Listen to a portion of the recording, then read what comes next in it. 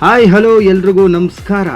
ಕರ್ನಾಟಕದ ಎಲ್ಲ ಜನತೆಗೂ ವರಮಹಾಲಕ್ಷ್ಮಿ ಹಬ್ಬದ ಆರ್ಥಿಕ ಶುಭಾಶಯಗಳು.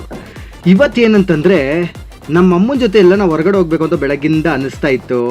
ಪಕ್ಕದಲ್ಲೇ ಥಿಯೇಟ್ರ್ ಇದ್ದಿದ್ದು ನೆನಪಾಯಿತು. ಬಂದು ಒಂದು ಎರಡು ಟಿಕೆಟ್ ತಗೊಂಡು ನಮ್ಮ ಅಮ್ಮನ ಸೂಪ್ರಮ್ ಸಿನಿಮಾಗೆ ಕರ್ಕೊಂಡು ಒಳಗಡೆ ಹೊರಟೆ. ನಾವು ಹೋಗೋ ಸುದ್ದಿಗೆ ಸಿನಿಮಾ ಸ್ಟಾರ್ಟ್ ಆಗೋಗಿತ್ತು. ರೆಡ್ ಲೈಟಲ್ಲಿ ಮುಖ ಚೆನ್ನಾಗಿ ಕಾಣಿಸ್ತೈತಲ್ಲ ನೋಡಿ. ಈ ಒಂದು ಸೀನ್ಗೋಸ್ಕರನೇ ನಾನು ಸಿನಿಮಾಗೆ ಹೋಗಿದ್ದು, ಭಾವನಿಗೋಸ್ಕರ.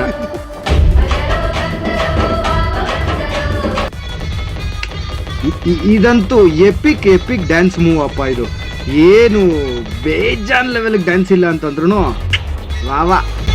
ನೋಡ್ತಾ ಇಂಟರ್ವಲ್ ಬಂದೇ ಬಿಡ್ತು ಗುರು. ಇಂಟರ್ವಲ್ ಹೆಂಗ್ ಬಂತು, ಸಿನಿಮಾ ಹೆಂಗ್ ಇಂಟರ್ವಲ್ವರೆಗೂ ಬಂತು, ಆ ಟೈಮ್ 1.5 ಅವರ್ ಹೆಂಗೋಯ್ತು ಅಂತಲೂ ಗೊತ್ತಿಲ್ಲ.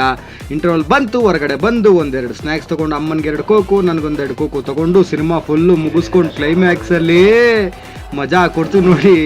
ಸಿನಿಮಾ ಮುಗಿದ ಮೇಲೆ ಕೂಡ ಜನ ಹೋಗ್ತಾ ಇಲ್ಲ. ಎಂಥ ಸೀನ್ ಗುರು. ಕೊನೆಗೂ ಸಿನಿಮಾ ಮುಗೀತು, ಎಂಡ್ ಕಾರ್ಡ್ ಕೊಟ್ಟರು.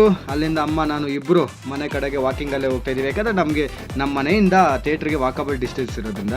ಗುರು, ಸಿನಿಮಾ ಬಗ್ಗೆ ಆನೆಸ್ಟ್ ರಿವ್ಯೂ ಹೇಳಬೇಕು ಅಂತಂದರೆ ಹೊಟ್ಟೆ ತುಂಬ ನಗೋದಂತೂ ಗ್ಯಾರಂಟಿ. ಒಳ್ಳೆ ಸ್ಟೋರಿ, ಒಳ್ಳೆ ಕಾನ್ಸೆಪ್ಟು, ಒಳ್ಳೆ ಎಂಟರ್ಟೈನ್ಮೆಂಟು. ಇನ್ನೂ ಯಾರ್ಯಾರು ಸಿನಿಮಾ ನೋಡಿಲ್ವೋ ತಪ್ಪದೆ ಥಿಯೇಟ್ರಿಗೆ ಹೋಗಿ ನೋಡಿ. ಬಾಯ್.